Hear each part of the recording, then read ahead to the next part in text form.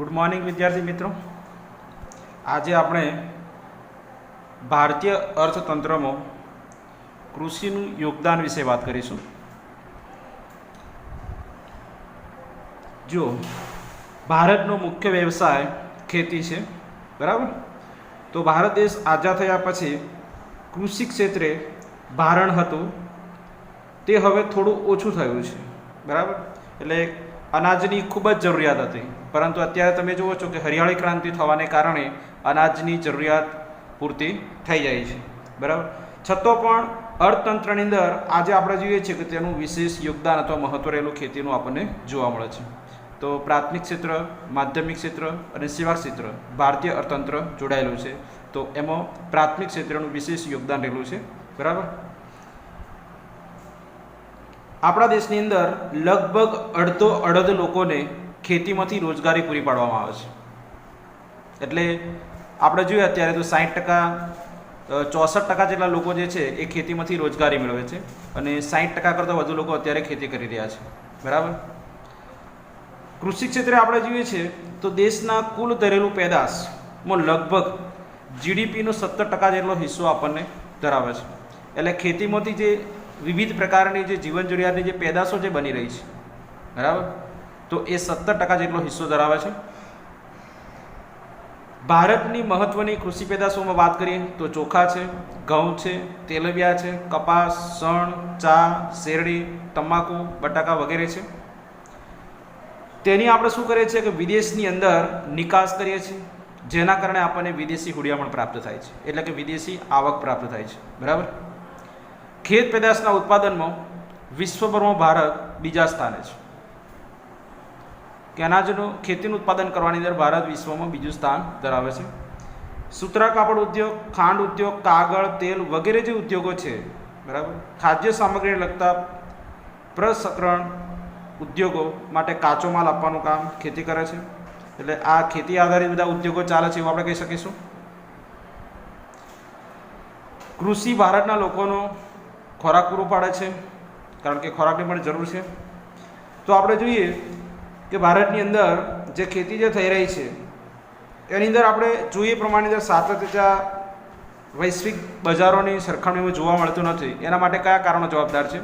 તો આપણે જોઈએ કે અનિયમિત વરસાદ પડે છે, અનિશ્ચિત વરસાદ છે, એનો ચોક્કસ સમયગાળો છે કે ચોમાસાની ઋતુમાં વરસાદ પડે, પણ નિયમિત વરસાદ પડતો નથી, બરાબર। બીજી બાજુ આપણે જોઈએ તો સિંચાઈની જે અલ્પ સગવડો છે, દરેક રાજ્યની અંદર આપણે જોઈએ સરખા પ્રમાણમાં સિંચાઈની સુવિધા ઉપલબ્ધ નથી। પંજાબ, હરિયાણા જેવા રાજ્યોની અંદર સિંચાઈનું પ્રમાણ વધારે છે સારી રીતે, જ્યારે આપણે ભારતના પૂર્વના રાજ્યની વાત કરીએ તો સિંચાઈની સુવિધા બહુ ઓછા પ્રમાણમાં છે, બરાબર। અથવા અન્ય રાજ્યમાં પણ આપણને પંજાબ, હરિયાણા કરતો સિંચાઈની સુવિધા ઓછા પ્રમાણમાં જોવા મળશે, બરાબર। એના કારણે ખેતી ક્ષેત્રે વૈશ્વિક બજારોમાં ભારતનું સાતત્યતા જોવા મળતી નથી એવું કહી શકાય। ત્યાર પછી આપણે અનાજ સંરક્ષણ વિશે વાત કરીશું કે અનાજનું સંરક્ષણ શા માટે જરૂરિયાત છે। આજે કોઈપણ દેશ માટે અન્ન સુરક્ષા જરૂરી છે। જો અનાજની માંગ વધતી જતી હોય તો અનાજની મોટા પાયા પર જ આયાત કરવી પડે, પણ ભારત દેશની અંદર હરિયાળી ક્રાંતિ થવાને કારણે અનાજની આપણે આયાત કરવી પડતી નથી, ઉલટી આપણે નિકાસ કરીએ છીએ, બરાબર। તો જે દેશ છે એ મોટા ભાગે દાખલા તરીકે અનાજની જો આયાત કરતો હોય તો એ દેશની રાજકીય સ્વતંત્રતા જોખમમાં મુકાઈ શકે એમ છે। હરિયાળી ક્રાંતિને લીધે આપણે અનાજના ઉત્પાદનમાં સ્વાવલંબી બન્યા છીએ અને અનાજના ઉત્પાદનો વધારાની સાથે સાથે દેશની વસ્તીમાં પણ ભારતની અંદર વધારો થઈ રહ્યો છે। 2051માં દેશની વસ્તી જે હતી 36,10,00,000ની, જે આજે આપણે જોઈ રહ્યા છીએ 2010-11 પ્રમાણે 125 કરોડથી વધુ થઈ ગઈ છે, બરાબર। તો અનાજની માંગમાં અહીંયા વધારો થઈ રહ્યો છે। અહીંયા તમને ભારત અને અનાજનું ઉત્પાદનનું જે કોષ્ટક જે બતાવ્યું છે એના પરથી તમને ખ્યાલ આવશે કે 2009 અને 10નું કોષ્ટક અહીંયા આપ્યું છે કે અનાજના ઉત્પાદનનું પ્રમાણ વધારો જે હતો, બરાબર, જે 2011, 12, 13, 14ની અંદર વધારાનું પ્રમાણ જોવા મળે છે, બરાબર, અને 14-15ની અંદર અનાજનું પ્રમાણ ઘટતું જોવા મળ્યું છે। તો સતત અનાજનું ઉત્પાદનમાં વધારો થવો જોઈએ અથવા તો સરેરાશ થતો હોવો જોઈએ, ઘટવું જોઈએ નહીં, બરાબર। તો અનાજ સંરક્ષણ માટે જોખમ સર્જાઈ શકે છે। તો આ કોષ્ટક સમજી શકાશે। કેટલા કરોડ ટન અનાજનું ઉત્પાદન થાય છે પ્રમાણે અહીંયા આપણને કોષ્ટક આપેલ છે।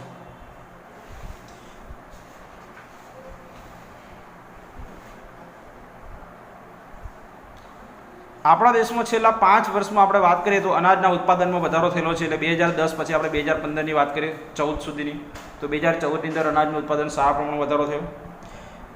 1950થી 51માં ભારતમાં આપણે જોઈએ તો 51 કરોડ ટન અનાજનું ઉત્પાદન થયું હતું એવો અહેવાલ છે, જે વધીને 2013-14ની અંદર 265.4 કરોડ ટનનું અનાજ થયું છે.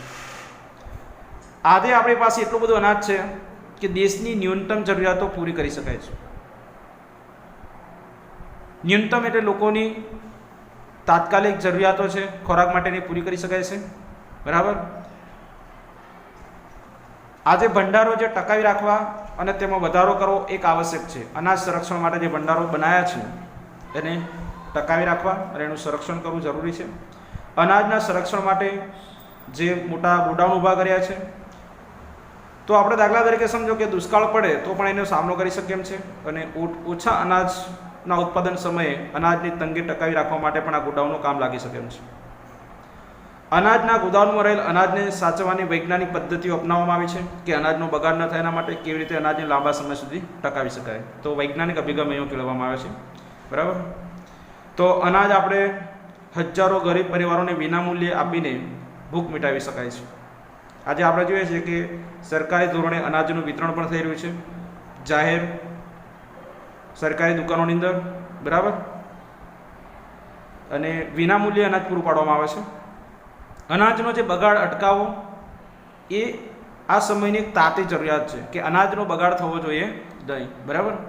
તો અનાજના સંગ્રહ અને પ્રતિબંધની જે વ્યવસ્થા સુદૃઢ કરવી જોઈએ, કેમ કે આટલું બધું સરકારે અનાજ જો વ્યવસ્થા જે સાચવીને જો રાખે અને જો અનાજનો બગાડ થાય તો પછી એ અનાજ સંરક્ષણનું નકામું બની શકે છે. એટલા માટે તો સરકારે ખાદ્ય સુરક્ષા કાયદો પસાર કર્યો છે અને ગરીબો સુધી અનાજ વિતરણ કરવાની જોગવાઈ કરી છે, અને આ એક સારી શરૂઆત કહી શકાય.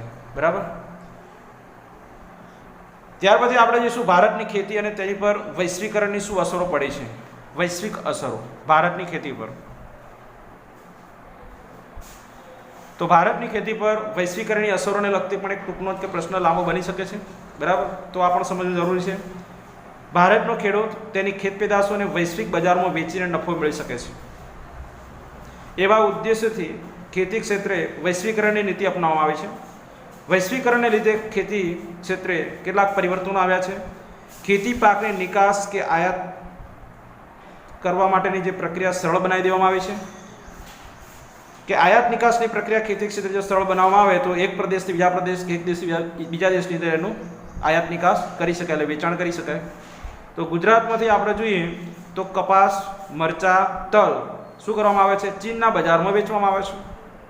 તો વિશ્વના જે વિવિધ ફળો જે છે એ ભારતના બજારોમાં મળતા આપણને થયા છે. તો વૈશ્વિકરણથી ભારતમાં બહુરાષ્ટ્રીય કંપનીઓ દ્વારા વેચવામાં આવતા મોંઘા ભાવના બીટી બિયારણો આવ્યા એવું આપણે કહી શકીશું, જેને આપણે જેનેટિકલી મોડિફાઈડ તરીકેના બિયારણની વાત કરીશું. એના લીધે ખેતી ખર્ચાળ પણ બની છે. જો કે દાખલા તરીકે કપાસ અને મકાઈમાં તેનાથી ઉત્પાદનનો વધારો પણ થયો છે. આયાત સરળ થતાં ઘર આંગણે આપણે કૃષિ ઉત્પાદકોને સ્પર્ધામાં સામનો કરવો પડે છે. આજે આપણે આપણા દેશની અંદર જ, પ્રદેશની અંદર અને ઘર આંગણે કૃષિ ક્ષેત્રે ઉત્પાદનની અંદર હરીફાઈ પણ થતી જોવા મળે છે, જેના કારણે ઉત્પાદનનો વધારો પણ થઈ શકે છે.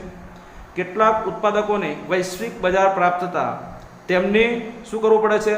પેટર્ન રજિસ્ટ્રેશનની જરૂર ઊભી થઈ છે કે આ દેશ કે આપણા દેશનું ઉત્પાદન છે અને એની રજિસ્ટ્રેશન કરાવવું પડે છે વૈશ્વિક ધોરણે વેચાણ કરવા માટે.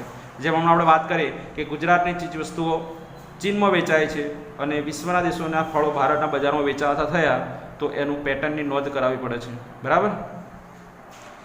તો વિશ્વના બજારમાં આપણી ગુણવત્તાસભર કૃષિ પેદાશોની પેટર્ન દેશના નામે નોંધાવવી જરૂર છે, કે કયા દેશની કઈ વસ્તુ હોય છે એની પેટર્ન નોંધાવવી જરૂર છે. તો ભારતે કૃષિ ક્ષેત્રે વૈશ્વિક બજારોમાં થતી સ્પર્ધાઓનો સામનો કરવા નવી ટેકનોલોજી અપનાવી અને ગુણવત્તા પર ધ્યાન દોરે અને પોતે પોતાનું ધ્યાન કેન્દ્રિત કૃષિ ક્ષેત્રે કર્યું છે. કૃષિ ક્ષેત્રે જોડાયેલા લોકોની આર્થિક ઉન્નતિ, સદ્ધરતા વધારવા આયોજનબદ્ધ પગલાં ભરવા પડશે. વધતી જતી વસ્તી અને ભવિષ્યમાં વધનારા કૃષિ પેદાશોની માંગ સાથે આર્થિક પ્રગતિની વિકાસ જાળવી રાખવા માટે હરિયાળી ક્રાંતિના નક્કર વ્યૂહરચના બનાવવી જરૂરી છે. કે હરિયાળી ક્રાંતિ તો થઈ છે, ભારતનો ઉત્પાદનો વધારો થયો છે, પણ પુનઃ હરિયાળી ક્રાંતિ થાય એના માટે નક્કર પગલાં ભરવા ખૂબ જરૂરી છે. બરાબર. તો અહીંયા આપણે પ્રકરણ પૂરું થાય છે. તો દરેક વિદ્યાર્થીએ નકશા પૂર્તિમાં નકશો પૂરે અને એના પ્રશ્નો જવાબ હોમવર્કમાં પૂર્ણ કરવા. તો અહીં વિદ્યાર્થી મિત્રો ફરી મળીશું આગળ.